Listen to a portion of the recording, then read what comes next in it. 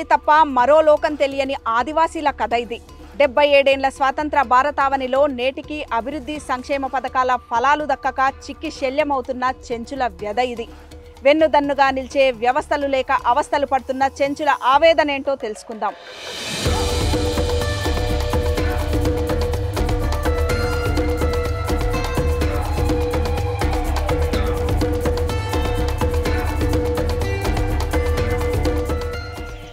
ఆకుపచ్చని అందాల అడవి ప్రపంచం నల్లమల. ఎన్నో రకాల మొక్కలు జంతువులతో కూడిన జీవ వైవిధ్యానికి నెలవు ఈ నేల. ఈ అడవి తల్లి ఎదపై తిరుగులాడే నల్లమల్ల బిడ్డలు చెంచులు. ఈ అభయారణ్యంలోని అణువణువు వారికెరుక. ఏ దరి కింద ఏ జంతువుల తావుంటుందో, వాటితో ఎలా మెలగాలో, ఏ పండ్లు ఎప్పుడొస్తాయి, తేనె ఏ ఏ కాలాల్లో ఎక్కువగా దొరుకుతుంది, ఏ చెట్లు దేనికి ఉపయోగపడతాయి అనే అడవి జ్ఞానం చిన్నప్పటి నుండే వారికి అబ్బుతుంది. అందుకే ఏ జంకు లేకుండా కొండగుట్టల్లోని ప్రకృతి ఒడిలో తిరగాడుతూ అడవిలోని గడ్డలు, కాయలు, పండ్లు, తేనె అనేక రకాల అటవీ ఉత్పత్తులను సేకరిస్తూ జీవనం వెల్లదీస్తుంటారు. మొత్తం ఈ నల్లమలలో 123 చెంచు పెంటలుంటే దాదాపు 80 పెంటలు తెలంగాణలో ఉన్నాయి. ప్రతి పెంటకు వెనకటి నుండి వస్తున్న సాంప్రదాయ సరిహద్దులున్నాయి. అలా వారి తావుల్లో వారు జీవిస్తూ అడవి తోడుగా బతుకుతున్నారు. చెలుమ నీదే, జాలు నీదే, పారేటి వాగు నీదే, పిట్ట నీదే, గ్రద్ద నీదే, గాలి వీచే చెట్టు నీదే, నల్లమల్ల ఆది నివాసి అడవి తల్లి వారసుడా. అడవి నీదే, సంపద నీదే, అడవిలోని జ్ఞానం నీదే.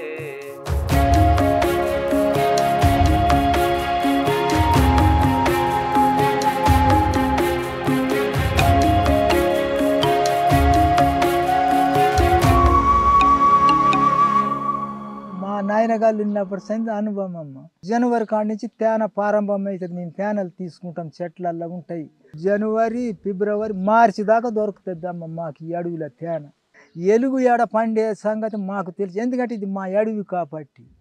ఎలుగు ఏ వంపుల పండు ఉంది, ఏ చెట్టు కింద, ఏ దరి కింద బొక్కలు ఉంటాయి, వెంటలే దరి కింద పలాని కాడ ఆ బొక్కల ఎలుగు ఉంటుంది అని తెలుసు. ఆడికి పోము మేము, ఎందుకంటే ఆడ ఎలుగు ఉంటుంది.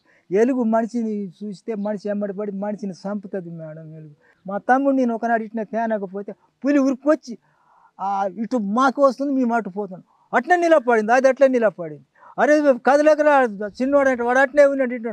అమ్మ అట్లా 2-3 నిమిషాలు అట్లా నిలబడి వెనకకు మళ్ళీపోయింది. మేమేమనేది అంతే, ఇంతే దూరం వచ్చింది అంటే చెట్టు సాటంగా ఇట్లా వచ్చి బాటకు అది వెళ్ళింది. మేము పులి వచ్చిందంటే అది అట్లే ఉంది, ఇది ఇట్లా పులి తోక ఇట్లా రొమ్ము ఇంత ఎలుపు ఉంటుంది పులిదమ్మ.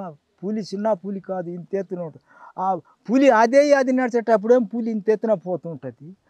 ఇంకా ఎవరైనా మనుషుల సపరేత పులి గీ మోపున అయిపోతుంటుంది, నేలకు అట్లా వంగి మన పిలుకున్న లెక్క. అయితే పులి ఆడ పండే సంగతి మాకు గుర్తుగా అంటే అవి ఉండే తలారికి మేము పోం, మాకు తెలుసు. ఉస్తా పండ్లు, కెలువ పండ్లు, నెక్కర పండ్లు, సిట్టింగ్ పండ్లు, నిమ్మి పండ్లు ఇవన్నీ తెచ్చుకొని మాగా పెట్టుకొని ఇంకా అమ్ముకొచ్చుకుంటాం. తినికి పండ్లు అవి అమ్ముకొచ్చుకుంటాం మాగా పెట్టుకొని. గుంత తోడి గుంతలు పోసి మాగా పెట్టుకొని ఇంకా గంపకి ఎత్తుకొని పోయి ఊళ్ళలోకి పోయి అమ్ముకొచ్చుకుంటాం. ఒక ఇన్ని దొరుకుతాయి, ఒక 4 షేర్లు 5 షేర్లు దొరికితే అవి ఒక అర్ధ షేరు 3 పావు షేరు, మంది ఇంటనే 3 పావు షేర్లు, ఇద్దరు ఇంటమే 2 పావు షేర్లు పోసి ఎమ్మలాలు కాసుకొని తాగి నడుము గుడ్డ కట్టుకొని అడిగి పోయేది ఆకలి కొని. ఒక్కరో తాగిన పొద్దు గూకిన దాకా మధ్యాహ్నం లేదు, ఏమి లేదు. మళ్ళీ సాయంత్రం మబ్బులకు వచ్చి మళ్ళీ ఇంకా అర్ధ షేరు మళ్ళీ బరబడి చేసుకొని ఇంత కూర కోసుకొచ్చుకొని ఆ కూర అండ్లో వేసుకొని తిని బతికేది. అప్పుడు బీర పండ్లు, అల్లి పండ్లు, జాన పండ్లు, మన ఈ తుంకి పండ్లు, ఈ మొర్రి పండ్లు ఇవన్నీ తినేది. మన సెంచుగడ్డలు, జాదర కూర, ఉసీలు, పోతే ఉచ్చంతకాయలు ఉడకబెట్టుకొని ఆరబుచ్చి తినేది. జాదర కూర మంచిగా తరిగి ఆవటి వండి బాబడిలో పెట్టి కోసి పెట్టుకొని ఉసీలు వెళ్ళేది. అప్పుడు ఆ కాలంలో ఉసీలలో కలుపుకొని కూడా తినేది. దేశంలోనే అతి ప్రాచీన ఆదివాసీ తెగల్లో ఒకరు చెంచులు. తెలంగాణలో తొలి పీవీటీజీ అంటే పర్టికులర్లీ వల్నరబుల్ ట్రైబల్ గ్రూప్స్ అంటే ఆదిమ జాతుల్లో అత్యంత వెనుకబాటుతనంలో ఉన్నవారు చెంచులుగా ప్రభుత్వం ప్రకటించింది. ఈ వెనుకబాటుతనపు సంఖ్యలను వీరు ఇంకా ఎందుకు తెంచుకోలేకపోతున్నారు?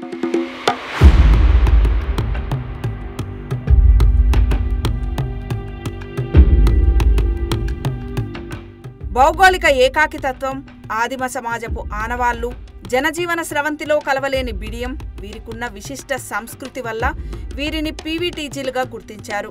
కానీ స్వతంత్రం వచ్చి ఏళ్లు గడుస్తున్న సామాజిక, ఆర్థిక, రాజకీయ, విద్య, వైద్యంతో సహా అన్ని రంగాల్లో వీరి జీవితాలు వెనకబాటుతనంలోనే ఉండి ఆ సమస్యలు విసిరిన సంక్షోభం నుండి బయటపడలేకపోతున్నారు. అందుకే అభివృద్ధి వీరికి ఆమెడ దూరంలో ఉంది. మరి ఇలాంటి తెగల రక్షణ, అభివృద్ధికి పూర్తి బాధ్యత తీసుకోవాల్సిన ఐటీడీఏ ఏం చేస్తున్నట్లు? వీరి కోసం ప్రత్యేకించి తెచ్చిన 1/70 యాక్ట్, అటవీ హక్కుల చట్టం, పెసా చట్టాలు ఎందుకున్నట్లు? అవి ఎవరి అభ్యున్నతి కోసం పనిచేస్తున్నట్లు అనే ప్రశ్నలు ఉత్పన్నమవుతున్నాయి.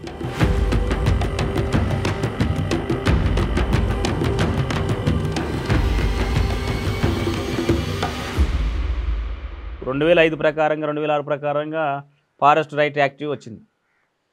అప్పటి నుంచి స్వాతంత్రం వచ్చినప్పటి నుంచి మొదలుపెట్టుకుంటే 2005, 2006 లోపల వ్యవసాయం చేసిన వాళ్ళకి మాత్రం కంపల్సరీ ఫారెస్ట్ రైట్ యాక్ట్ కింద టైటిల్స్ వస్తున్నాయి.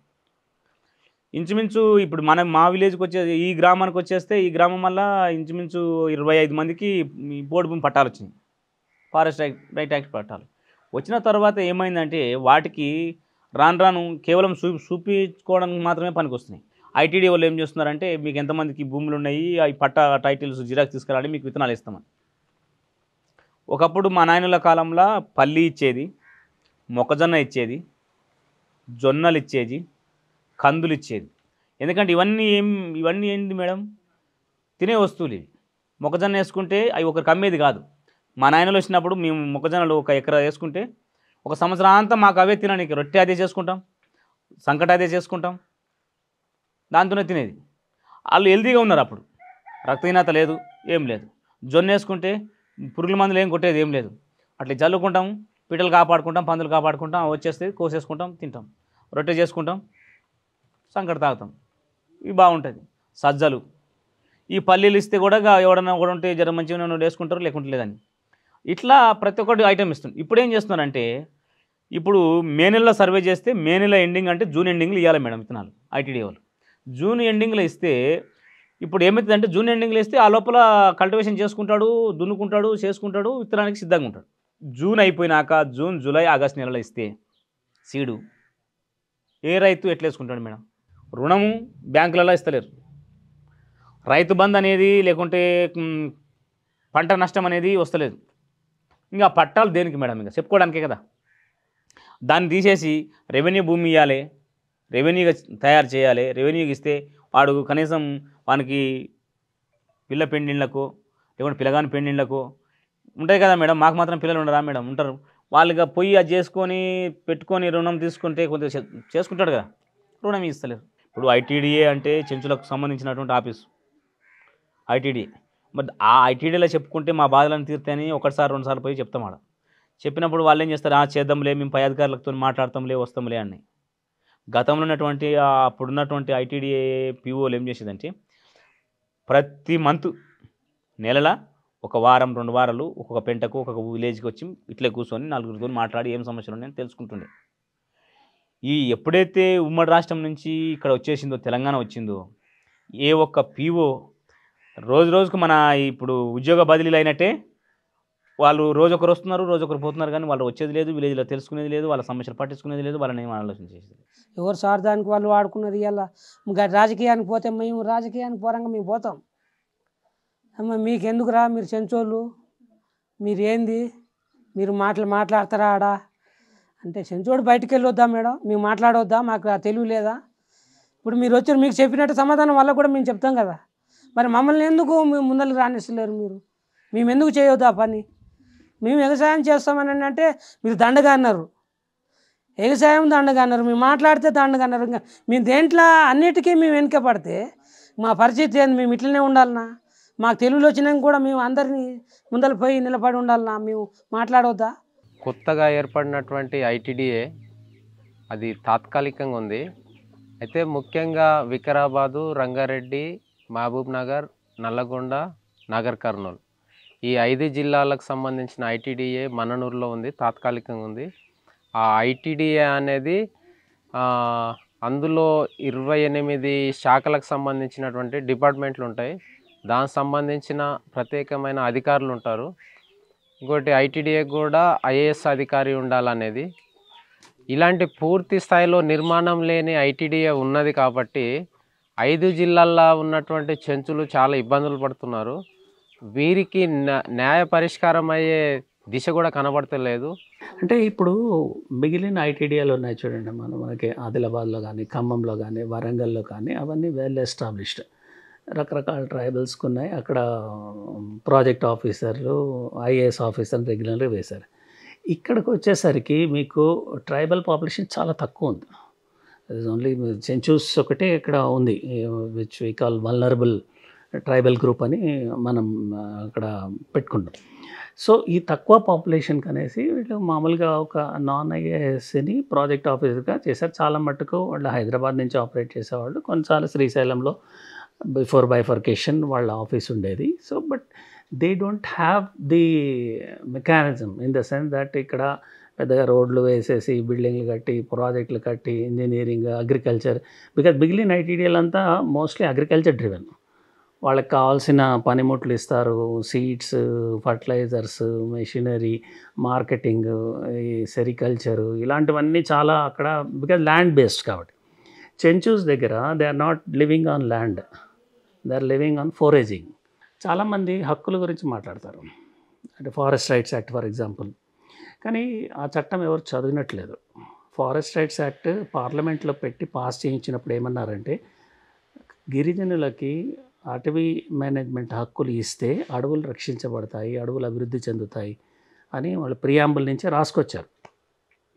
దాంట్లో మీరు చూసుకుంటే ఆ చట్టంలో సెక్షన్ 5 అని ఒకటి ఉంది. ఎవరు దాని గురించి మాట్లాడట్లేదు ఇప్పుడు. సెక్షన్ 5లో ఏమన్నా విధులు ఏమిటి, నీకు హక్కు ఇస్తాం, ఇండివిజువల్ రైట్ కానీ కమ్యూనిటీ రైట్ కానీ, నీ విధులు ఏమిటి, duties of a right holder. దాంట్లో ఏమిటంటే అడవిని రక్షిస్తాం, వన్యప్రాణులు రక్షిస్తాం, ఎటువంటి డిస్ట్రక్షన్ చేయము, మేము అన్ని గ్రామ సభ ద్వారా ఇచ్చిన సూచనలు సలహాలు పాటిస్తాం, అడవిని మంచిగా చూసుకుంటే, ఇలాంటివన్నీ డ్యూటీస్ ఉన్నాయి. అది మీరు చూసుకుంటే ఆ టైటిల్ బుక్ ఏదైతే ఇచ్చారో ఆ బుక్ వెనకాల కూడా ముద్రించి ఉంటుంది, ఈ హక్కు పత్రం మీకు ఇస్తున్నాము, దీంతోపాటు ఈ డ్యూటీలన్నీ. కానీ ఎంతమంది చేస్తున్నారు? ఎవరైతే ఈవెన్ నాన్ ట్రైబల్స్ కూడా, అందరు కూడాను మాకు ఇది కావాలి అని ముందరకు వస్తున్నారు. 2005 తర్వాత ఆక్రమించిన భూములకు కూడా హక్కు పత్రాలు అడుగుతున్నారు. సో దాన్ని ఈవెన్ రాజకీయ నాయకులు కూడా ప్రివెంట్ చేయలేకపోతున్నారు. ఎందుకంటే చెట్లకి ఓట్లు ఉండవు, మనుషులకు ఓట్లు ఉంటాయి కాబట్టి వాళ్ళు మనుషుల పక్షాన ఉండాలి. సో ప్రతి 5 ఏళ్లకి ఎలక్షన్ ముందర ఈ పోడు పట్టాల ఇష్యూ బయటకు వస్తూ ఉంటుంది ప్రతిసారి. కానీ ఒక ఇన్ఫార్మ్ డిసిషన్ తీసుకోవాలి. ఎంతవరకు ఇలా మనము ఈ అడవుల భూముల్ని పంచుతూ పోదాము అంటే in the name of forest rights act అనేది ఆలోచించుకోవాలి. చట్టం ఏం చెప్పిందో అంతవరకు ఇంప్లిమెంట్ చేయండి, ఎవరికి ఆబ్జెక్షన్ ఉండదు. కానీ చట్టంలో లేనివి కూడాను అమలు చేయాలనుకుంటే కొద్దిగా ఇబ్బంది వస్తుంది. దానివల్ల ఇప్పుడు మన జనరేషన్కి ప్రాబ్లం ఉండకపోవచ్చు, నెక్స్ట్ జనరేషన్ కొద్దిగా ఎఫెక్ట్ అవుతుంది. కానీ సెకండ్, థర్డ్ జనరేషన్స్ ఫ్యూచర్లో వచ్చే వాళ్ళకి చాలా ఇంపాక్ట్ ఉంటుంది. ఈ యొక్క ఐటీడీఏ ఏదైతే ఉందో సెంచూస్కి ఎడ్యుకేషన్, హెల్త్, ఈ 2 ఇష్యూస్ మీద మెయిన్ ఫోకస్ చేస్తున్నారు. Livelihood maybe a little bit on that, but unlike other ITDS which are bigger ones which are land based. So వీళ్ళకి నేను అనుకోవడము, if you are giving them proper education then definitely they can aspire to become, అంటే better options ఉంటాయి లైవ్లీహుడ్కి. So that is what I think. This same model will not work everywhere. అంటే land based development ఇక్కడ నల్లమల్లలో work కాదు. అడవి పచ్చగా ఉండాలంటే ఆదివాసీ ఉండాలి. అంటే ఆదివాసీ అభివృద్ధి లేని ఆదివాసీ, పేదరికంలో ఉండే ఆదివాసీ కాదు. ప్రపంచవ్యాప్తంగా ఆదివాసులు వాళ్ళు ఆధునిక ఫలాలని అందుకుంటూనే వాళ్ళ మాతృ నేల, ఆ నేలలో వాళ్లకు జీవించే హక్కుని మనం గుర్తించాలి. ఆ గుర్తించకపోతే తప్పులో పడతాం. దాని మీద వాళ్ళకి హక్కు ఉంటుంది, ఇవ్వాలి, కల్పించాలి. వాళ్ళు నోరు లేని వాళ్ళు కాబట్టి వాళ్ళను అణిచివేసి వాళ్ళ కేకలను బయటికి రాకుండా చేసి నిశ్శబ్దం పాటించేలా చేస్తారు. నువ్వు వాడికి విద్య అందించలేకపోతున్నావు, నీళ్లు అందించలేకపోతున్నావు, మందులు అందించలేకపోతున్నావు. అనారోగ్యంతో ఉంటే వాళ్ళని దూరం చేసి దూరంగా ఉన్నారు, మేము అభివృద్ధిని ఫలాలను వాళ్ళకు అందించలేము అనేది అశక్తత. చెంచులకు చెందిన వ్యవసాయ భూములన్నీ కూడా వర్షాధారంతోనే పండుతాయి. కాలం బాగుంటేనే పంట, లేకుంటే కరువు. అటవీ ఉత్పత్తులు సేకరించి అమ్ముకుందామన్నా సొసైటీ కొనడం లేదు. బయట అమ్ముకుందామంటే అగ్గువకు అడుగుతుండడంతో చాలామంది ఉత్పత్తుల సేకరణనే మానేశారు.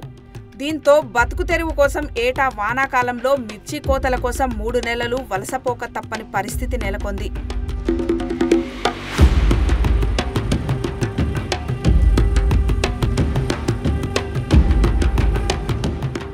పనులన్నీ అయిపోయినాక అప్పుడు వెళ్ళిపోతాం. ఇంకా అక్కడ పోయి మిరప తోటలో ఉన్న ఆడ పని దొరికిన రోజులు ఉంటాము, 2 నెలలు 3 నెలలు. మళ్ళీ మా ఊరికి వెళ్ళి వస్తాము. అప్పుడు వర్షాలు పడి మళ్ళీ చిలకలు చేసుకునేది స్టార్ట్ అవుతుంది కదా, చిలకల కంప అది ఇది కొట్టుకుంటాం. ఇప్పుడున్న మా చిలకలకి కొంతమందికి పట్టాలు ఇచ్చారు, కొంతమందికి పట్టాలు ఇవ్వలేదు. బోర్లు కూడా వేపిస్తే బాగుంటుంది మేడం, మాకు అట్ట వలసపోయే అవకాశం అన్న పోతుంది. అడవిలోకి పోతా కూడా అడవిలో పొరకలు అవి తెస్తే పొరక ఒక కట్ట 35, మా కాడ 30 తీసుకుంటారు, వాళ్ళు 50 అమ్ముకుంటారు మేడం. మేము పొద్దుగాల 7 నుంచి అన్నం తీసుకొని నీళ్ళు తీసుకొని పోతే సాయంత్రం 6-7కి వస్తాం మేడం. 20 కట్టలు 30 కట్టలు తెస్తాం. అవి అమ్మితే 500 కూడా రావు మేడం. ముష్టి గింజలు, ఇప్ప పూలు, ఇప్పకాయ అవన్నీ తెస్తాం మేడం. అవన్నీ తక్కువ రేటుకే పోతాయి మేడం. మాకైతే దాంట్లో ఇంత లాభం కూడా రాదు మేడం. అందుకే మేము కూడా వెళ్తలేము, ఇంకా తెస్తలేము మేడం. చీపిరి కట్టలు తెచ్చేది, ఇంకా కరకాయలు తెచ్చేది, జీవిడి గింజలు తెచ్చేది, కానుక పలుకు తెచ్చేది, ఇవి మన మొర్రిపప్పు తెచ్చేది, గోందు తెచ్చేది, ఇవన్నీ ఉన్నాయి. ఎందుకు లేవు, అన్నీ ఉన్నాయి. కానీ వాళ్ళు కొనే వాళ్ళు లేదు, కార్పొరేషన్ తగ్గింది కదా, కొనే వాళ్ళు ఇంకా తక్కువ పడతారు. మనం పోయి బయటికి పోదాం అనుకుంటాం అనుకో, మన కూలి మందం కూడా రాదు. తెస్తే మూతంతా తెస్తే కూలి మందం చెప్పాలి, ఇంకా దానికి పోయేదంటే ఉపయోగం లేదని పోతలేదు జనం కూడా. కంపల్సరీ ఎద్దులు అయితే కావాలా మేడం. ఎద్దులు లేకుంటే ఏ పని చేయలేం. ఇప్పుడు చేతులు ఉంటేనే ఏదైనా పని చేసుకుని అన్నం తిని బతకగలుగుతాం. ఇప్పుడు ఎద్దులు లేకుంటే చేతులు ఇరిగిపోయినట్టే మేడం. ఇంకా ఇప్పుడు వర్షం కూడా అనుకూలంగా ఉండదు. ఇప్పుడు రోయిన్ కార్తలు వేసినవి అయితేనే పెద్దగా ఉంటాయి. రోయిన్ కార్త్ దాటిపోయినాక వాళ్ళు ఇత్తనాలు ఇచ్చి మనం వేసుకుంటే కూడా వర్షం పడక ఇప్పుడు ముఖ్యం మేము బతకాలంటే శాలల్లో ఒక్కొక్క బోరు, 2 ఎద్దులు వింటే మేము సంతోషంగా బతుకుతాం. మేము ఏవంటే అవి వేసుకుంటాం. టమాటాలు చాలానే వేసుకుంటాం, పప్పు చాలానే, బీరకాయలు దోసకాయలు అన్నీ ముద్దుగా పండించుకొని హాయిగా బతుకుతాం. కానీ ఇట్లా బతకాలంటే ఏం బతకలేము. ఎద్దులు లేవు. ఎడ్లు మేము కొనుక్కుందామంటే ఆ ఎడ్లకు సరిపోయినా పంట పండుతలేదు. అది వచ్చింది కర్మ. శాలల్లో నీళ్ళు లేక ఏం వర్షం వస్తలేదు. వర్షం ఉంటేనే కూరలు అడిగి కూరలు అవి తింటాం. కానీ వర్షం లేదు మేడం. వర్షం కురిసిందంటే చేలు వేసినాం గింత ఉండవు అమ్మ. ఇంకా వాన ఉంటేనే పండుతాయి, వాన లేకుంటే పండాయి మేడం. బోర్లు కూడా లేవు మాకు శాలల్లో.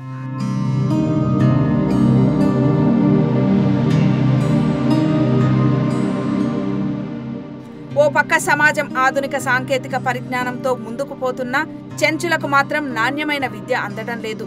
బయటి ప్రాంతాలకు పిల్లలను పంపి చదివించుకోవడం ఆర్థికంగా ఇబ్బందిగా ఉండడం వల్ల ఎవరో కొందరు మాత్రమే ఉన్నత చదువులకు పోతున్నారు తప్పితే చాలామంది అక్షర జ్ఞానాన్ని అందిపుచ్చుకోలేకపోతున్నారు. చదువుకున్న వారికైనా ఉద్యోగాలు వస్తున్నాయా అంటే అది లేదు. అడవిలో వాచర్లుగా కొంతమందిని కాంట్రాక్ట్ పద్ధతిలో తీసుకున్నా వాళ్లకు జీతాలు అందని పరిస్థితి ఉందంటున్నారు చెంచులు.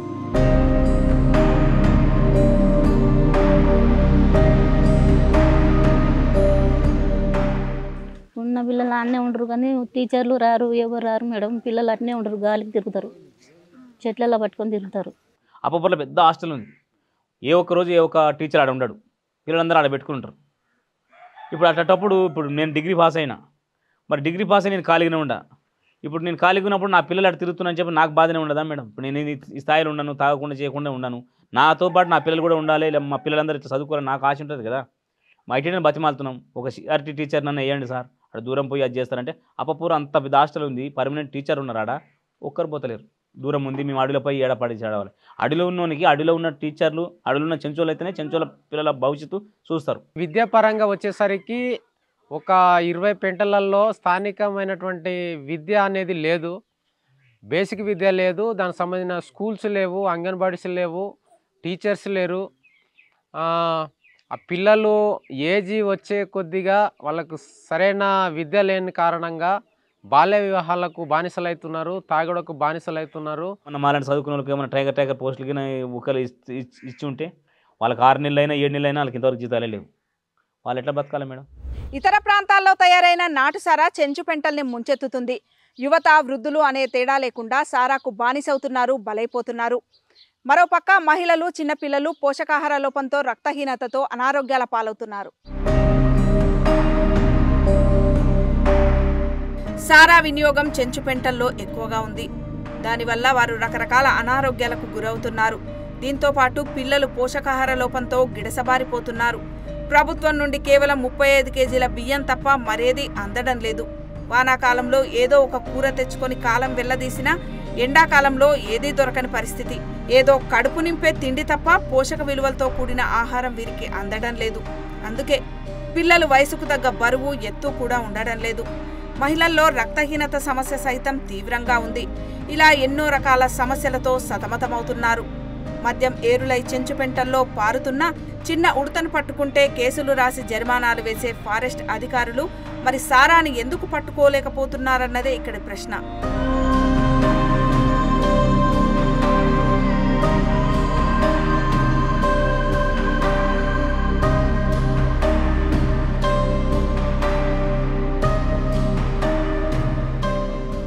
మాకు రేషన్ బియ్యం 35 కేజీలు వస్తుంది, కానీ దాంట్లో కూరగాయలకు చాలా ఇబ్బందిగా ఉంది. ఇప్పుడు ఈ వర్షాకాలం వల్ల చిలకలల్లో ఇట్లా అడవిలో దొరికే కూరలు దొరుకుతాయి, కానీ ఎండల కాలం అయితే చాలా ఘోరమైన పరిస్థితి ఉంటుంది.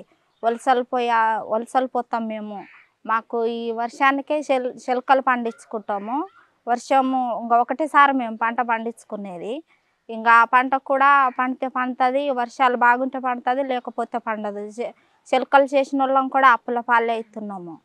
ఇంకా ఏదన్నా జొన్నలు అవి వేసుకుంటే పందులు అడవి నుండి జీవరాశులు బాగా వచ్చి ఒక్క రోజుకే పాడు చేసిపోతాయి. అవి నెలకు 35 కేజీలు వస్తాయి మేడం.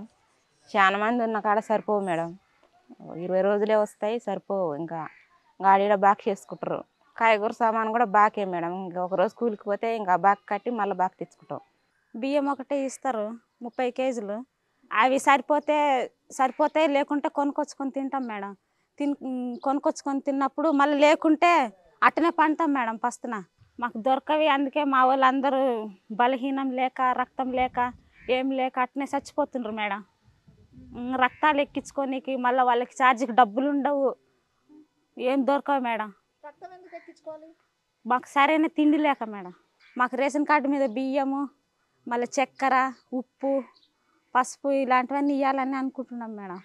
బయట తెచ్చుకుంటారు మేడం. ఓటవార్లపల్లిన ఎప్పుడు 24 గంటలు ఉంటుంది అక్కడ ఎప్పుడు సారా ఎంతమంది బంద్ చేసినా బంద్ చేయరు. లమ్మడోళ్ళు ఎక్కువ పెడతారు. అక్కడ నుంచి తెచ్చుకుంటారు, తాగుతారు మేడం. అక్కడ పండుకుంటే వాళ్ళు అక్కడనే పడిపోతారు. ఇంటికి వచ్చే వాళ్ళు ఇంటికి వస్తారు. ఇంకా తింటారు, లేకుంటే లేదు మేడం. వండుకునే పరిస్థితి కూడా ఉండదు వాళ్ళకు.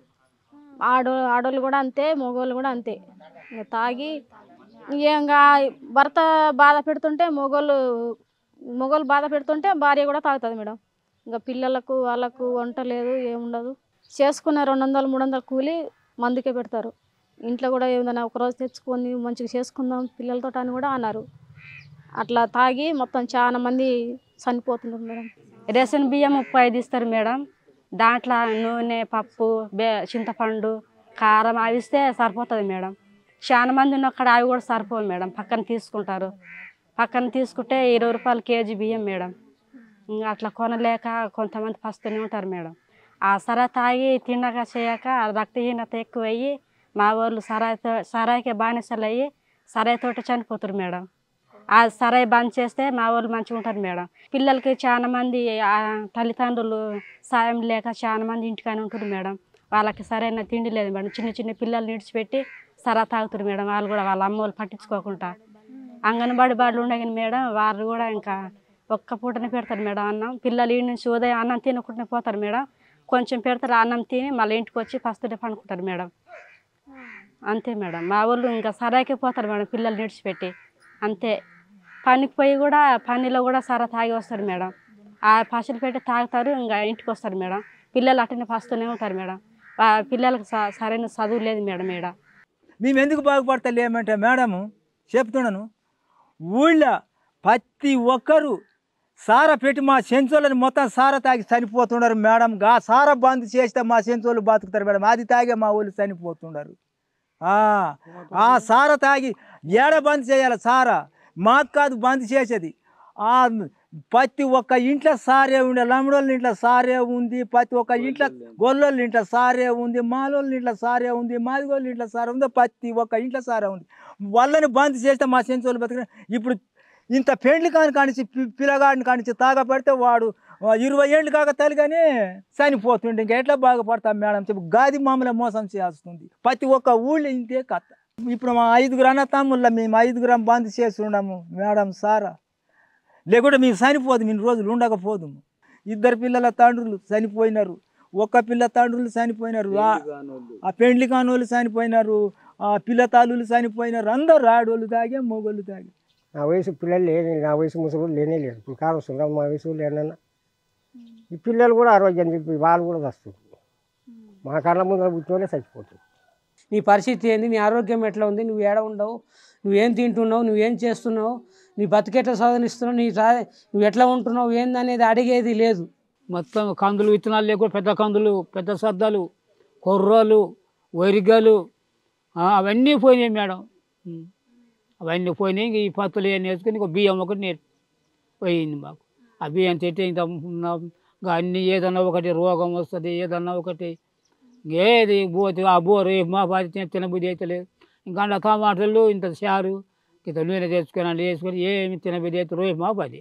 ఆకుకూరలు కావచ్చు, పండ్లు కావచ్చు, సీజన్ వారీగా వచ్చినటువంటి ఏదైనా సరే అది తినే కెపాసిటీ ఉంది. కానీ ఎప్పుడూ స్టోర్ బియ్యము ఇలాంటి తినడం వల్ల షుగరు ఇలాంటి రకరకాల వ్యాధులు వచ్చి ఇబ్బందుల పాలవుతున్నారు.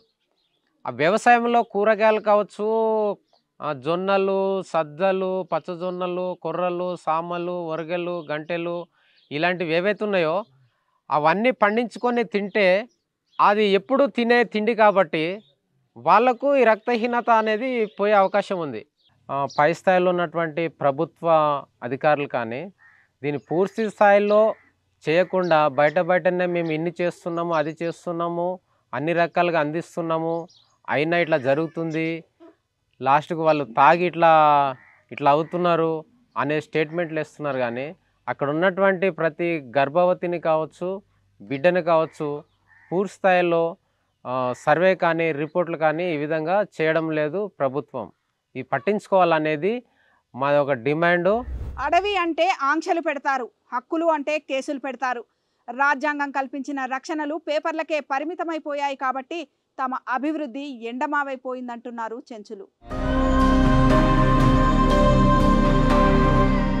అనాదిగా అడవితోనే మా జీవితాలు ముడిపడి ఉన్నా, తమ రక్షణ కోసం చట్టాలు ఉన్నా తమను ప్రస్తుతం అడవికి దూరం చేయాలనే ఆలోచన అధికారులు చేస్తున్నారని, అడుగడుగున ఆంక్షలతో ఇబ్బంది పెడుతూ తామంటే అడవికి హాని చేసే వారిమి అన్నట్లుగా చూస్తున్నారని, తామే లేకుంటే ఈ అడవి ఉండేదా అని ప్రశ్నిస్తున్నారు నల్లమల చెంచులు.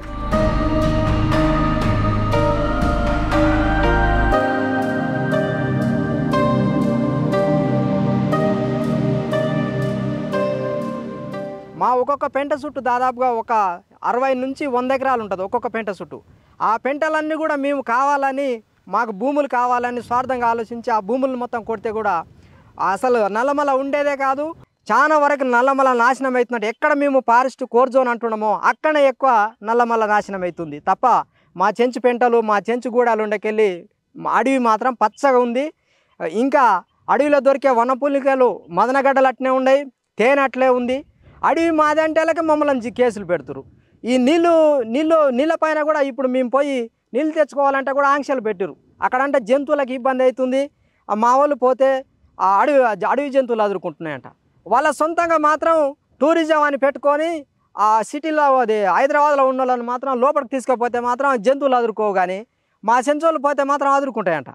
కానీ అట్లా చెప్తుంటే వాళ్ళు నేనే చాలా వరకు చాలా నేనే నాకు అవమానంగా ఉంది. ఎట్లా అంటే మా చెంచు జాతినే మేము జంతువుల చంపేటోళ్ళ లెక్క, జంతువులను నాశనం చేసేటోళ్ళ లెక్క, అడవిని ఎడారిగా మార్చేటోళ్ళ లెక్క మాట్లాడుతున్నారు. ఇప్పుడు అడిగి పోదామన్నా కూడా మమ్మల్ని పోనీకి వీలు లేదు మేడం. భూమి కొట్టుకుంది కూడా భూమి కూడా పట్టలు కూడా లేవు మేడం మా ఊర్లో. ఎట్లా బతకాలం మేడం మేము? భూ కూడా సరిగ్గా లేదు మేడం మా చెంచులకి. చెప్పాలంటే ఇంకా చాలా ఉన్నాయి కానీ ఇంకా చెప్పను మేడం నేను. ఉట్టి బతికే మాది ఏంటంటే ఆర్జిటి వచ్చిన కానీ ఇది ఇండ్లు కట్టేసి కొద్దిగా తెల్ల కాన వస్తున్నాయి మాకు ఇండ్లు. మాకు ఆర్జిటి లేకపోతే ఉట్టి బతుకు గుడిసెలే ఉండి మాకు. మేము ఎలుగులు ఉన్న కాడ పండుకున్న వాళ్ళం మేమే, పులులు ఉన్న కాడ పండుకున్న వాళ్ళం మేమే. మేము అడవికి పోతున్నామంటే మా చేతిలో గొడ్డలు ఉంటుంది, కత్తి ఉంటుంది, చేతిలో దెబ్బ ఉంటుంది. మేము బయటికి వెళ్తే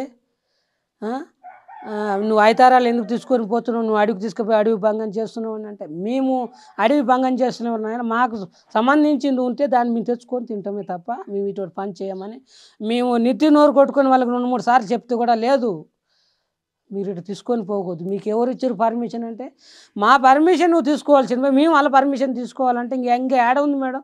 మేము ఇంకా చేసాక బతికింది ఏముంది? మమ్మల్ని స్వతంత్రం వచ్చిందంటే ఇంకేం వచ్చింది? ఇంకా అక్కడనే ఉంది. అది ఎన్ని రోజులకున్న తెల్లోళ్ళు కింద అప్పుడన్నా కెనుగుతా పోయి ఇల్లు గబ్బిలాలు లేక పట్టిరు ఫారెస్టులు మమ్మల్ని. వాళ్ళే మా పర్మిషన్ అడిగి పోవాల్సింది పోయి మేము వాళ్ళ పర్మిషన్ అడగాలంటే మేము అడవిలో ఉన్న దేనికైనా మీరు చూస్తున్నారు ఇక్కడ మంచం ఇది, మేము ఇంత అడవిలో ఉన్నాం, మాకు టేక్ మంచం ఉండాలి, టేక్ ఇంట్లోకి చూస్తే కుర్చీలు ఉండాలి. మేము శీల మంచం కొనుక్కోవాల్సిన అవసరం ఏముంది? 1500 దీనికి. ఇంత అడవిలో ఎవరి ఇంట్లోనైనా సరే ఈ టేక్ మంచం ఉందని చెప్పని ప్రూఫ్ చేయమని చెప్పి ఫారెస్ట్ వాళ్ళని. అసలు వాళ్ళు మమ్మల్ని బయటికి వెళ్ళాలన్నా వాళ్ళ పర్మిషన్ అడగాలి, ఏదైనా కట్టె కొట్టాలన్నా వాళ్ళ పర్మిషన్ అడగాలి. మాకు ఇంటికి అవసరం ఉంది, మేము ఏదో కట్టుకోవాలనుకుంటే ఉసుకే కానీ ఏదైనా కానీ మేము వాళ్ళని పర్మిషన్ అడగాలి. మేము వాళ్ళని మేము ఎందుకు అడుగుతాము? మీరు మా పర్మిషన్ అడగమని మేము చెప్తున్నాం వాళ్ళకు. మీకు ఇల్లు ఇస్తాం, ఇల్లుకు సంబంధించిన చోటు ఇస్తాం, 3 ఎకరాల భూమి ఇస్తాం. మాకెందుకు మేడం భూమి?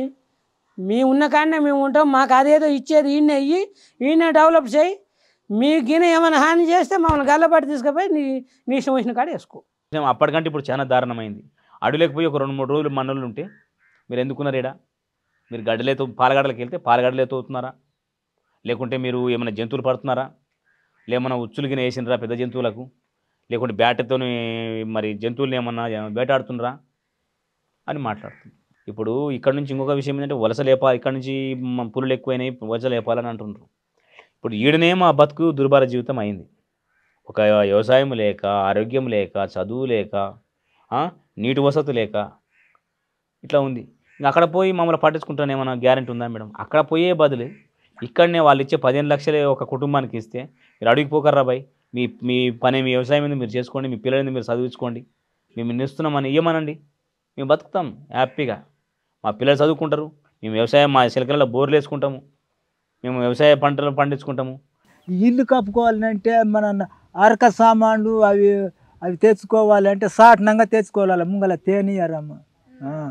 మేము చాలా ఎరువు కొట్టుకుందామని మేము ఆడ పెంటల మీద ఉంటుంది, ఇక్కడ పెంటలు ఉన్నాయి, ఆవులు ఉంటాయి, అక్కడ ఊళ్ళ నుంచి వచ్చి ఆవుల మందలు పెట్టుకుంటారు.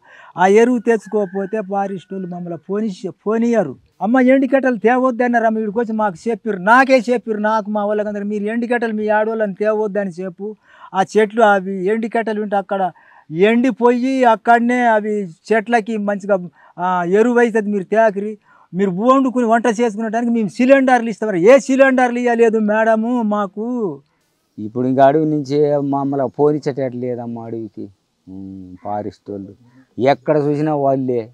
మేము అడవికి అప్పుడు వెనకట సాయింది, మేము పిల్లలు అప్పుడు అడవికి పోయేది, ఉడతలు దొరికేది, ఉడుములు దొరికేది, ఈ బొద్ది కూర దొరికేది, ఇంకా ఈ చీర కూర తెచ్చేది పెంటల మీద, ఆవితో దొరికేది, అవి తెచ్చుకునేది. ఇప్పుడు వాన పడితే కూడా ఆ కూరలు అయితే కూడా ఇంకా ఎక్కడికన్నా పోతే ఊళ్ళు ఏమైనా షికారులు కూడా చేస్తారేమని చెప్పి ఈ ఫారెస్ట్ కాపులో ఉంటారు వాళ్ళు. ఉడుము దొరికితేనంట 9 ఏళ్ళు జైలు అంట, ఉడత దొరికితే 5 సంవత్సరాలు జైలు అంట. అట్టని చెప్తుంటే మాకు భయం పుట్టి ఇంకా అన్ని మానుకొని తినకుండా అయినాం. మాకు గవర్నమెంట్ మాకు ఎంత ఇచ్చినా కూడా డబ్బు తరిగిపోతుంది మేడం. మాకు కావాల్సింది విద్యతో పాటు మా వాళ్ళు మధ్యలో చనిపోవడానికి కారణం ఏంటంటే పౌష్టిక ఆహారం అని, ఆరోగ్యంగా లేరు, మనం మేము తినే బువ్వలో పోషకాలు లేవు. ఆ పోషకాల లోపంతో ఏమవుతుందంటే పుట్టే బిడ్డలు కూడా బలహీనంగా పుట్టి తల్లి కూడా రక్తం లేకుంటాయి, చచ్చిపోయే పరిస్థితి అయింది మేడం. రెండోదేమో వ్యవసాయం, అది మూడోది. ఈ వ్యవసాయంలో కూడా ఏముందంటే ఈ ఆర్ఓఎఫ్ఆర్ పట్టాలని ఇస్తున్నారు. ఈ ఆర్ఓఎఫ్ఆర్ పట్టాల ఏముందంటే 0.001 అది ఉండేదేమో భూమి ఆడ మేము మా సొంతంగా చేసుకునేది మా సెంచులో ఏమో 3 ఎకరాలు ఉంటుంది, వాళ్ళు ఇచ్చేదేమో అది జీరోలు ఇచ్చి ఒకటే మళ్ళా. అయితే ఈ ఎక్కువ కూడా ఎకరాలు లేవు. అందులో ఏమవుతుందంటామా, ఇప్పుడు మేము వచ్చి ఇది చేసుకోవాలని అంటే ఫారెస్ట్ వాళ్ళ ఆంక్షలు ఏంటంటే ఇది కోర్ జోన్ అని అంటున్నారు. ఈ కోర్ జోన్ కంటే ముందు సందే మా అవ్వ తాతలు మా నాయనలు, ఇప్పుడు నేను కూడా నా గడ్డ నరిసి నేను ఇప్పుడు నాకు 40 సంవత్సరాల దగ్గర పడుతుంది. మేము అంతరించిపోయే తెగలలో అతి ప్రాచీనమైన తెగ మాదే. సభలలో మాత్రం వచ్చే అధికారి ఏ అధికారి అయినా అంతరించిపోయే తెగ అని అక్కడ వరకు అంటారు. ఇక్కడ వచ్చి మాకు మేముండే నివాసాలకు రారు వాళ్ళు. ఎంతవరకు ఉన్నా కూడా పేపర్ స్టేట్మెంట్లు అక్కడ మాట్లాడే వరకే నడుస్తుందమ్మా. చదువు మాకు సరిగ్గా లేదు, మా ఆరోగ్యం మంచిగా లేదు, మాకు వ్యవసాయము చక్కగా లేదు.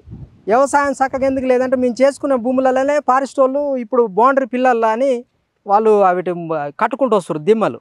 ఈ దిమ్మ దాటి నువ్వు అవతలకు పోకూడదంటే వాడు మన వాకిలు లెక్క అవుతుంది మేడం. ఆ వాకిట్లో మేము ఎద్దు మళ్ళాలన్నా లేకుంటే అరక కూడా సాగదు. గింతవరకు ఇచ్చినాం మేము పట్ట. మీరు ఎక్కువ మాట్లాడితే తీసుకుపోయి పోలీస్ స్టేషన్లలో మేము ఎవరమైతే మాకు ఈ హక్కు మాది అని అంటే తీసుకుపోయి పోలీస్ స్టేషన్లలో పెట్టి మమ్మల్నే కాకుండా మాతో పాటు మా ఆడవాళ్ళను కూడా చిన్నపిల్లలను కూడా తీసుకుపోయి పోలీస్ స్టేషన్లో పెట్టి ఇబ్బంది పెడుతున్నారు. ఎందుకు సార్ మాకు ఇట్లా చేస్తున్నారు అని అంటే మీరు ఇక్కడ ఉన్న నీకు హక్కు లేదంటున్నారు, స్వతంత్రం అని అంటున్నారు. కానీ మా ఆదివాసీ చెంచు తెగకు మాత్రం స్వతంత్రం రాలేదమ్మా. అడవికి కట్టెలు కూడా మోసుకోవడం కూడా కష్టమవుతుంది మేడం. కట్టెలు కూడా మోసుకొని ఇస్తలేరు. ఈ అడవిలో మా కట్టెలు అడవి మొత్తం మాదే, కట్టెలు కూడా మోసుకోనికి మాకు సిలిండర్లు కూడా లేవు.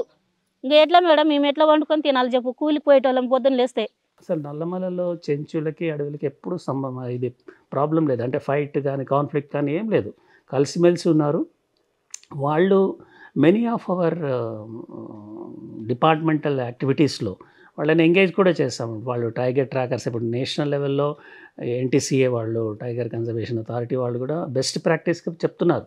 Chenchus as a tiger trackers వాళ్ళు కలిసిమెలిసి ఫారెస్ట్ వాళ్ళతో కలిసి పులుల సంరక్షణలో యాక్టివ్గా పార్టిసిపేషన్ చేస్తున్నారు. ఇప్పుడు కొన్ని చోట్ల మనకి టైగర్ పోచర్స్ వచ్చేవాళ్ళు మధ్యప్రదేశ్, ఉత్తరప్రదేశ్ అక్కడి నుంచి, వాళ్ళని ఫస్ట్ గుర్తించిన చెంచులే. వీళ్ళు వచ్చారు, ఈ పెద్ద గ్యాంగ్ వచ్చిందని చెప్తే మా వాళ్ళు వెళ్ళేసి వాళ్ళని పట్టుకోవడం జరిగింది. సో అట్లా వాళ్ళు 24 గంటలు అలర్ట్గా ఉండి హెల్ప్ చేస్తూ ఉంటారు. ముందరే చెప్పినట్టు వాళ్ళు ఈ దుంపలు తీసుకొని ఇలాంటివి ట్యూబర్స్ హనీ వీటి మీద బతుకుతూ ఉంటారు, కానీ చెట్లు కొట్టి వ్యవసాయం చేయాలనే ఇది లేదు. So there absolutely what you call having a coexistence with the forest department. ఎక్కడైనా కానీ మనకి సమస్య లేదు. ఈ రోజున కూడాను మనం చూసుకుంటే 90% ఎవరైతే ఉన్నారో ఈ కోర్ ఏరియాలో నివాసం వాళ్ళందరూ కూడాను they are willing to come out. So ఎవరైతే రావడానికి ఇష్టపడట్లేదో కొంతమంది 10 మందో 15 మందో, ఈ ప్రాజెక్ట్ టైగర్ అథారిటీస్ కూడా ఏం చెప్తున్నారంటే సరే మీ ఇష్టం, మీరు అక్కడే ఉండండి, ఎన్ని రోజులు ఉంటారో ఉండండి, ఇట్స్ ఓకే, ఫేజ్డ్ మేనర్లో అప్పుడు షిఫ్ట్ చేస్తాం, వీళ్ళని వెళ్ళే వాళ్ళని వెళ్ళనియాలని అది ఆ స్టేజ్లో ఉంది ఇప్పుడు ప్రస్తుతం. So mostly I think once that clearance comes, ఇప్పుడు మనకి కవాల్ టైగర్ రిజర్వ్లో జరిగింది. సో అక్కడ సక్సెస్ఫుల్గా రీలొకేట్ అయింది. ఇప్పుడు ఆ గ్రామాలు ఏవైతే రీలొకేట్ చేశారో అక్కడ మళ్ళీ హెర్బివోర్ పాపులేషన్ పెరగడము, హ్యాబిటాట్ ఇంప్రూవ్మెంట్ జరగడం ఇవన్నీ జరుగుతున్నాయి అక్కడ. మన్ననూర్ ఏరియాలో కానీ అమ్రాబాద్ ఏరియాలో కానీ you'll find all those people. అంతకుముందు తరతరాలుగా అడవిలో ఉండి బతికిన చెంచూస్ ఇప్పుడు వచ్చి ఇక్కడ ఉంటున్నారు. వచ్చిన వాళ్ళలో మనం చూసుకుంటే ఏంటంటే they are seeing a new world, అంటే ఆపర్చునిటీస్. ఇప్పుడు ఎంతసేపు దుంపలు ఏరుకొని అడవిలో ఉండి కరెంట్ లేకుండా ఎలుగుబంటుల దాడిలో కానీ ఎఫెక్ట్ అవ్వడము. టైగర్ అంటే వాళ్ళతోటి కరెక్ట్గానే ఉంటారు వాళ్ళు. They is hardly any case of tiger killing a man in Nallamala. అయితే అక్కడ లైఫ్కిను ఈ మెయిన్ స్ట్రీమ్ లైఫ్కి వాళ్ళే చేంజ్ చేశారు. వాళ్ళు ఇప్పుడు అనుకుంటుంది ఏంటంటే ఎడ్యుకేషన్, హెల్త్, ఈ రెండు చాలా ఇంపార్టెంట్. 15 లక్షలు ఎంత ఇస్తామన్నారు, అది ఫిక్స్డ్ డిపాజిట్ చేసుకుని వచ్చిన వడ్డీతో హ్యాపీగా వాళ్ళు బతకచ్చు, even by the time they settle down or anything. But నేను ఇప్పుడున్న వాళ్ళ గురించి కంటే కూడాను చిన్న పిల్లలు ఎవరైతే ఉన్నారో వాళ్ళ గురించి నేను ఎక్కువ వరి అవుతున్నాను. వాళ్ళ పరిస్థితి ఏమిటి? ఇప్పుడు ఈ పెద్దవాళ్ళు 10 ఏళ్ళు 15 ఏళ్ళ తర్వాత పోతారు, బట్ వీళ్ళు బతకాలి కదా. వాళ్ళకి ఎటువంటి మార్గం మీరు చూపిస్తున్నారు? వాళ్ళకి ఒక డైరెక్షన్ ఇవ్వాలి. ఇప్పుడు అండమాన్ నికోబార్లో 200 మంది ఉంటే కూడా వాళ్ళ దగ్గరికి ఎవ్వరు పోకూడదు, కార్లు అది హారన్లు కూడా కొట్టకూడదు. అది వాళ్ళ ఆవాసం. వాళ్ళ ఆవాసాన్ని దగ్గరికి పోవడానికి హక్కు లేదు, వాళ్ళని డిస్టర్బ్ చేయడానికి హక్కు లేదు.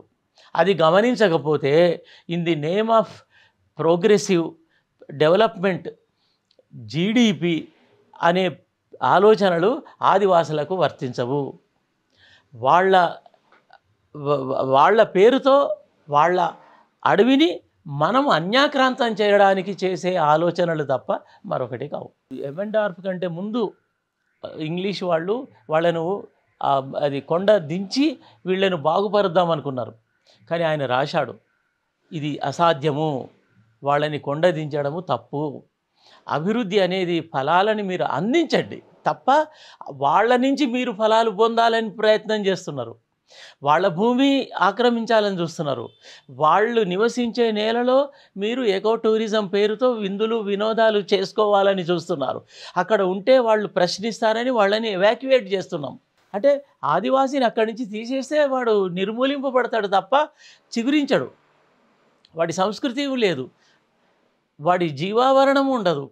ఆ పర్యావరణ అల్లమలని పరిరక్షించేది చెంచే తప్ప ఇంకొకరు కాదు.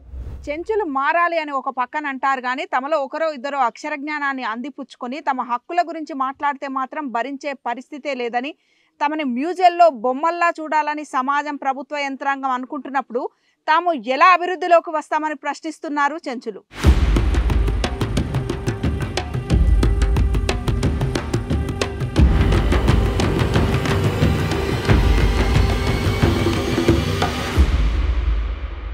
చెంచోడు మారాలి. చెంచోడు మారాలంటే చెంచోడు మా తాత ఎట్లున్నాడు గోసి పెట్టుకుని ఉన్నాడు, మా నాయన ఎట్లున్నాడు గోసి పెట్టుకున్నాడు. ఇప్పుడు మేము ఇంతంతా చదువుకొని ఇప్పుడు గోసి పెట్టుకోవాలంటే పెట్టుకుంటామా మేడం? ఇప్పుడు మా సంస్కృతి మేము ఉండాలి.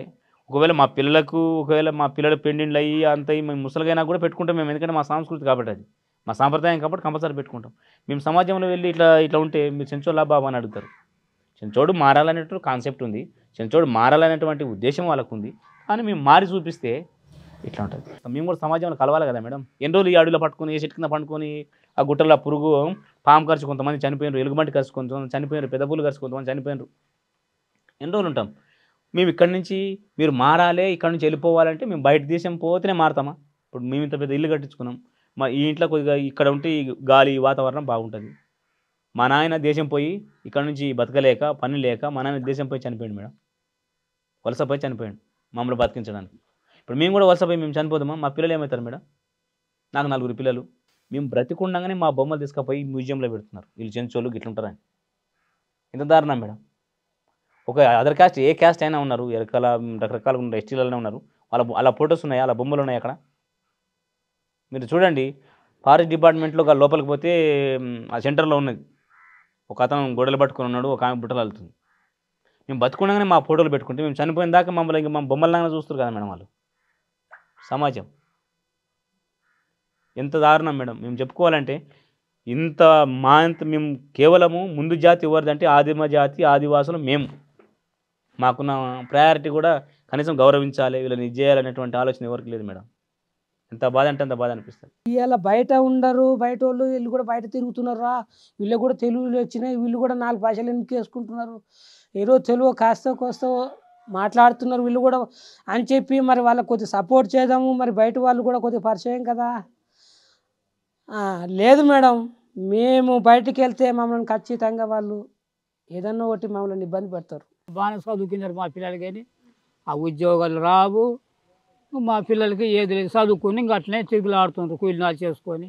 చెంచోలు అయితే వాళ్ళు గోసులు పెట్టుకుంటారు, మగవాళ్ళు ఆడవాళ్ళు చింపురుగా ఉంటారు, నిత్తి కట్టుకోకుండా ఏం కట్టుకోకుండా ఉంటారు అని మాట్లాడుతారు మేడం.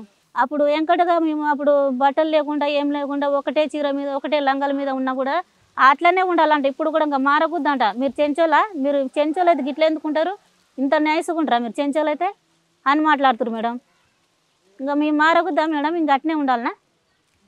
మేము చెంచోళ్ళ లేకనే ఇంకా అట్నే పాత కథంలో ఉంటే మళ్ళీ ఇంకా అట్లా తీసేద్దామని చూస్తారు. ఇంకా కొద్దిగానైనా మారాలని మేము కొద్దిగా మంచిగా నీట్గా ఉన్నాము. 10 మందిలో మాట్లాడాలి, 10 మందిలో తిరగాలని మాకు ఆశ ఉంది మేడం. అట్లా ఉంటే ఇప్పుడు మీరు చెంచోళ్ళు గారు, మీరు చెంచోళ్ళు వేరేగా ఉంటారు అని అంటారు. ఆదివాసులు వాళ్ళని ఎలా చూస్తుంటాం మనం, 2 నెమిలీకలు పెట్టుకొని విల్లమ్ములు పట్టుకొని ఉండేవాళ్ళుగా కాదు కదా, అది మారిపోయింది. కాబట్టి మారిన కాలాన్ని అర్థం చేసుకొని వాళ్ళు ఆదివాసులు అంటే ఇట్లుండాలని నీతి బోధలు చేస్తుంటారు. ఒక డ్రెస్ కోడ్ని, అంటే ఆదివాసీ డ్రెస్ కోడ్ని ఇప్పుడు మీరు అట్లా ఎందుకు లేరు అని వాళ్ళు హక్కులు అడగగానే ఈ ప్రశ్న వేస్తారు. దీనంత మూర్ఖత్వము, అజ్ఞానము మరొకటి లేదు. ప్రభుత్వాలు తమపై కన్నతల్లి ప్రేమ చూపి కాపాడాలని, తమ పెంటల సాంప్రదాయ సరిహద్దులను, ఉమ్మడి హక్కులను గుర్తించాలని, ఇతరత్రా 31 డిమాండ్లతో తమ గోడు చెప్పుకోవడానికి పాదయాత్ర చేస్తే పోలీసులు అడ్డుకోవడమే కాక తమను నానా మాటలు అన్నారని, మా ఐటీడీఏ దగ్గరికి మేం వెళ్ళడానికి కూడా ఆంక్షలు పెట్టారని, పైగా అవమానకరంగా మాట్లాడారని, తమ ప్రాంతానికి వారొస్తే ఎంతో గౌరవంగా మాట్లాడతామని, మరి అలాంటిది వారు తమ పట్ల ఎందుకు మానవత్వాన్ని మరుస్తున్నారో అర్థం కావడం లేదని ఆవేదన వ్యక్తం చేస్తున్నారు చెంచులు. నల్లమల్లను డెవలప్ చేయాలి, టూరిజం చేయాలి. ఇక్కడ టైగర్ శాంచురీ ఉంది, దేశంలో 2వ స్థానంలో చేరబోతుంది.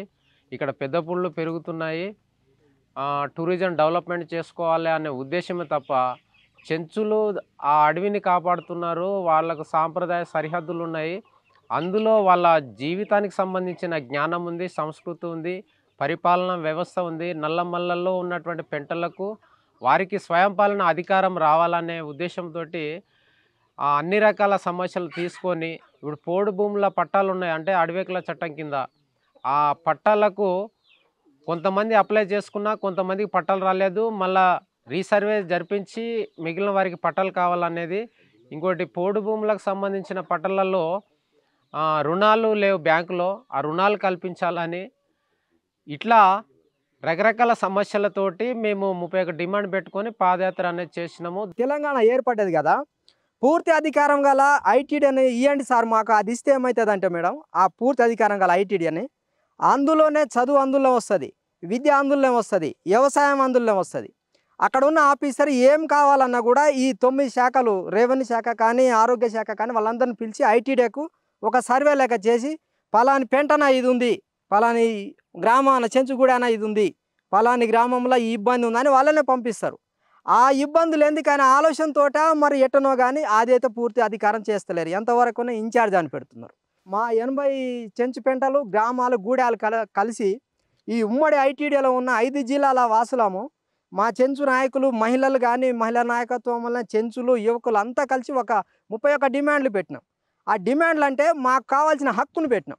మా హక్కు మాకేంటి సార్, మాకు రావాల్సినటువంటి మాకు ఉద్యోగ అవకాశాలు కానీ, ఉపాధి కానీ, మా ఆరోగ్యాన్ని మాకేమని మేము చిన్నగా అడుగుతున్నాం.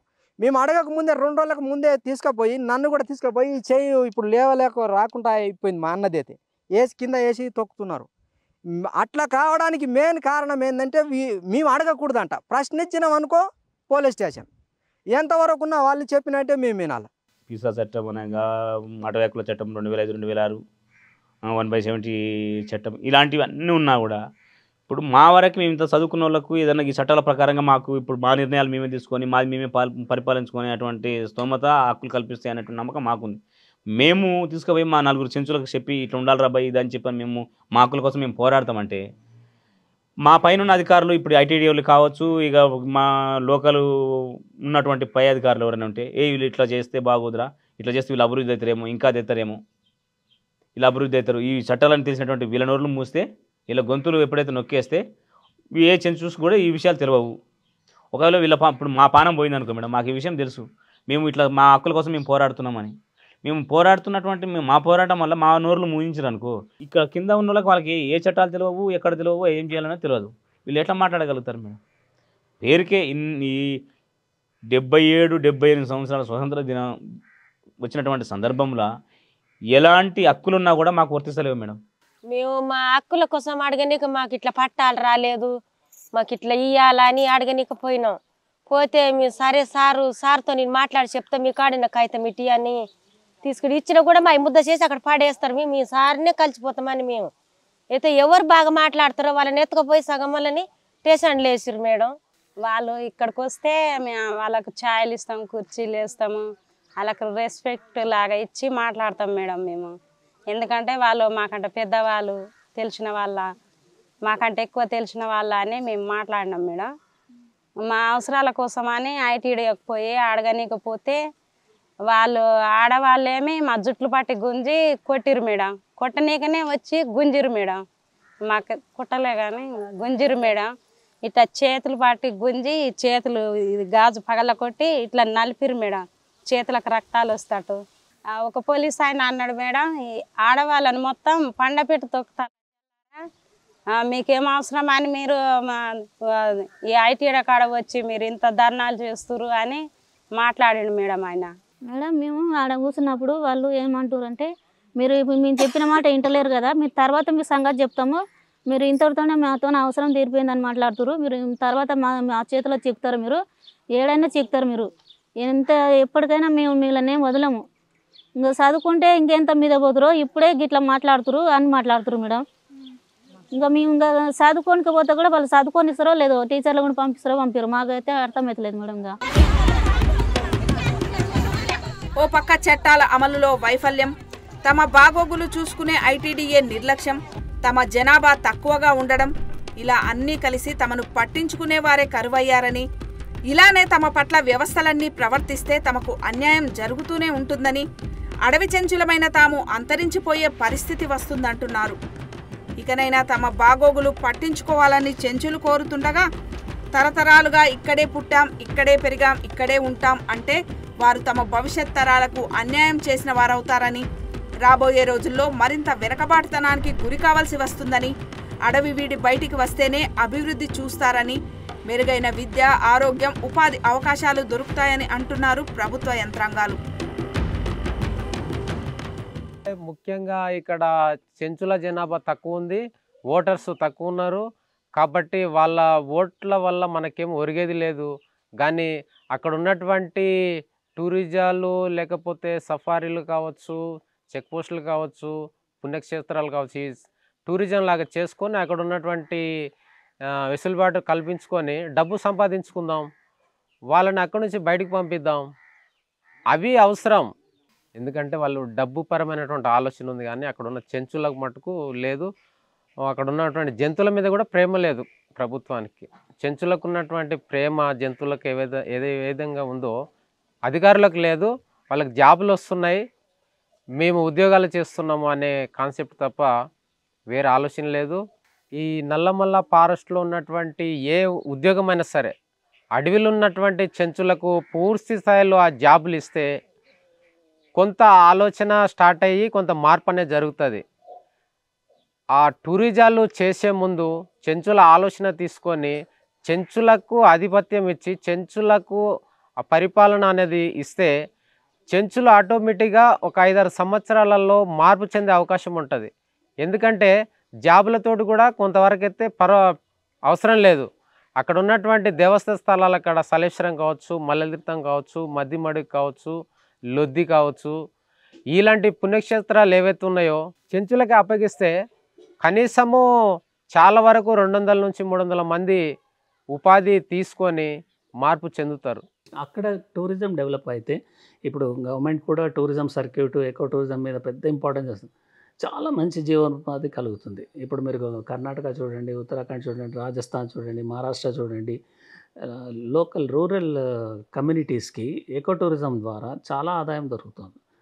ఇప్పుడు కూడా అడవిలో నేను ఉంటాను చెట్టు కింద. ఇప్పుడు చెంచు అంటే చెట్టు కింద ఉండేవాడిని చెంచు అంటారు. That's basically how it has originated. చెట్టు పుట్టినప్పుడే చెంచు పుట్టాడు అని కహావత్ ఉంది. So basically they can get better opportunities.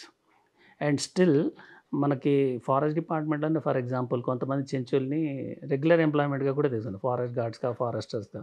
So అట్లా వీళ్ళల్లో కూడాను వాళ్ళు ఎవరైతే అడవి మేము చేస్తామంటే సరే మీరు చదువుకొని మీ పిల్లల్ని ఇందులో పంపించండి, మీ కుటుంబం తరఫున వాళ్ళు అడవిని రక్షిస్తారు. You don't have to stay in the forest to protect it కదా. Can always come out. So వాళ్ళకి రిస్క్ తగ్గించడము, వాళ్ళకి కొద్దిగా లాంగివిటీ లైఫ్ అంటే లైఫ్ ఎక్స్పెక్టెన్సీ అంటే ఇప్పుడు చాలా తక్కువ ఉంది వాళ్ళకి అడవిలో ఉంటే. So that can be prolonged. Better health facilities వాళ్ళకి ఇప్పుడు లేదు. ఏదైనా ప్రాబ్లం వస్తే it takes 3-4 hours for them even to contact a medical professional. అలా కొన్ని ఏరియాస్ ఉన్నాయి. So it is for their own benefit. They should look at. ఇప్పుడు అనేవాళ్ళు ప్రాబ్లీ ఇంకో 10 ఏళ్ళు 15 ఏళ్ళు 20 ఏళ్ళు ఉంటారు. వాళ్ళ నెక్స్ట్ జనరేషన్ వాళ్ళకి చాలా ఇబ్బంది అవుతుంది. కంఫర్ట్ జోన్ని వీడి బయటికి వస్తేనే చెంచులలో నైపుణ్యాలను వృద్ధి చేసి వారిని ఎకో టూరిజం ప్రాజెక్టుల్లో భాగస్వాములుగా చేసే అవకాశాలు కూడా ఉంటాయని, గతంలో బయటికి వచ్చిన వారి పరిస్థితి, ప్రస్తుతం అడవి లోపల ఉన్న వారి పరిస్థితిని పోల్చి చూసుకొని చెంచులు నిర్ణయం తీసుకోవాలంటున్నారు అటవీ శాఖ ఉన్నతాధికారులు. నైపుణ్యాలు ఉండాలి, నాలెడ్జ్ ఉండాలి.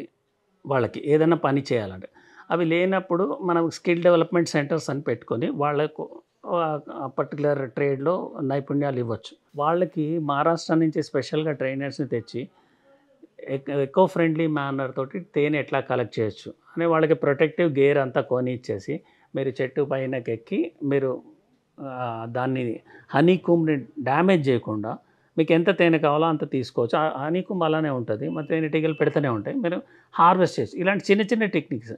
సో దాంతో వాళ్ళకి ఈ డేంజర్ తగ్గిపోయింది, ప్లస్ మంచి క్వాలిటీ తేనె తీసుకురాగలరు, ఎక్కువ రేట్లు కూడా రాగలిగాయి. ఇప్పుడు ఇదివరకు ఏం చేసేవాళ్ళు, కింద మంట పెట్టి తేనె కలెక్ట్ చేసుకున్నప్పుడు ఆ మంటను ఆర్పేవాళ్ళు కాదు. సో మొత్తం మీకు తెలుసా నల్లమల కొండలు గుట్టలు ఎండాకాలంలో విపరీతంగా ఫారెస్ట్ ఫైర్స్ ఉంటాయి. సో దాంతో ఎన్నో వన్యప్రాణుల ఆవాసం నష్టపోతున్నాం, చిన్న చిన్న ఉండాలి. సో అది చాలా డ్యామేజ్ జరుగుతుంది. సో అది జరగకుండా ఈ ఎకో ఫ్రెండ్లీ హనీ హార్వెస్టింగ్ ఒకటి. అలానే ఇప్పుడు ఎకో టూరిజం అంటాం, కమ్యూనిటీ బేస్డ్ ఎకో టూరిజం. వాళ్ళు టూర్ గైడ్స్గా కానీ, టూర్ ఫుడ్ ప్రిపరేషన్లో కానీ, వాళ్ళకి టైగర్ ట్రాకర్స్గా కానీ రకరకాలుగా మనము హెల్ప్ చేయొచ్చు. In the sense that employment opportunity ఇవ్వచ్చు. లేదు ఇప్పుడు మన్ననూరు లాంటిది ప్లేస్లోనే పెద్ద skill development centre, production centre చేసుకొని చేయొచ్చు. డెఫినెట్గా బయటకు వస్తే అంటే కంఫర్ట్ జోన్ నుంచి బయటకు వస్తే ఆపర్చునిటీస్ ఉంటాయి. పాపులేషన్ కూడా ఎక్కువ లేదమ్మా, అంతా is not a big numbers we are talking about. So it's not that difficult for them to be easily rehabilitated, relocate చేసిన తర్వాత అండ్ ఎంగేజ్ గెయిన్ఫుల్. ఇది ఎకో టూరిజం అనేది ఒక ఆకర్షణీయమైనటువంటి పదం. అంటే ఎకో టూరిజం వల్ల ఆనందం పొందేది ఎవరు? డబ్బున్న వాళ్ళు, కార్లు ఉన్నవాళ్ళు. అది ఆ పబ్బులు క్లబ్బులు తిరిగి తిరిగి సినిమాలు చూసి టీవీలు చూసి విసిగి వేసిన వాళ్లకు ఒక కొత్త ఆనందాన్ని కలిగించడానికి,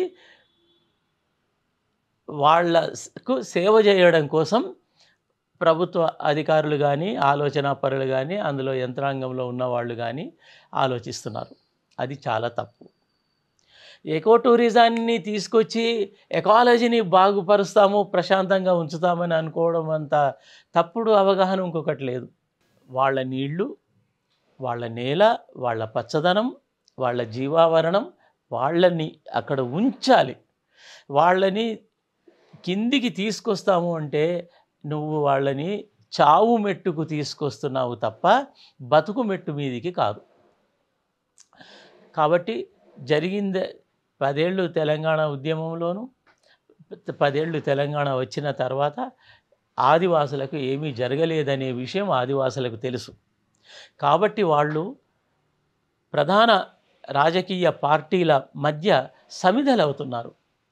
ఈ విషయాన్ని కూడా గమనించి అలాంటి పరిస్థితి లేకుండా చూసుకొని వారికి మంచి చేయగలిగితే వాళ్ళు మనకు ఆదర్శంగా ఉంటారు. వాళ్ళు ఆదర్శ పురుషులు, నిస్వార్థపరులు.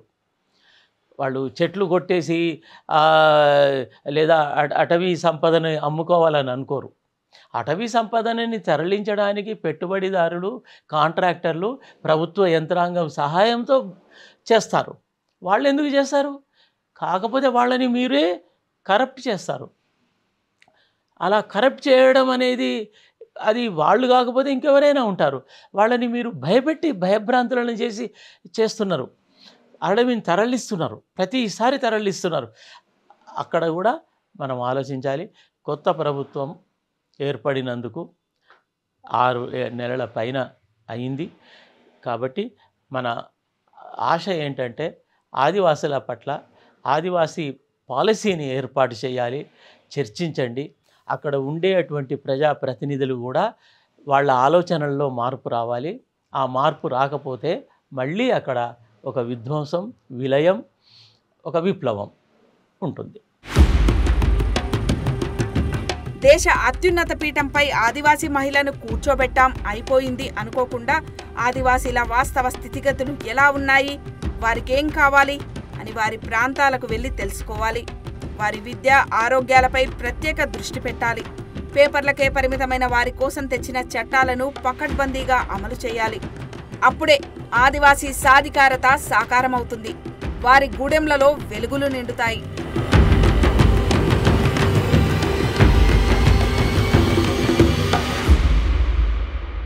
అధికారులకు మా బాధ తెలియదు, సమాజానికి మేమింకా అర్థం కావడం లేదు. మేము ఆరాట పడుతున్నది మా అస్తిత్వం కోసం, హక్కుల కోసం. నాగరిక సమాజంలో కలవలేకున్నా అడవి దాపుల్లో మేమున్నామని గుర్తించండి, న్యాయంగా మాకు దక్కాల్సినవి అందించండి అంటున్నారు నల్లమల్ల చెంచులు. కెమెరామెన్ సతీష్తో రమ, బిగ్ టీవీ, నల్లమల్ల నుండి.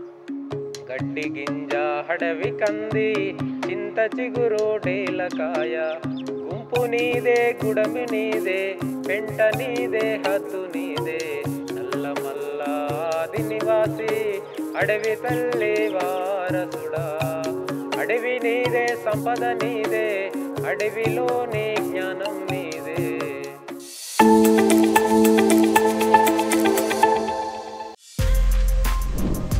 For more videos like this, subscribe Big TV channel.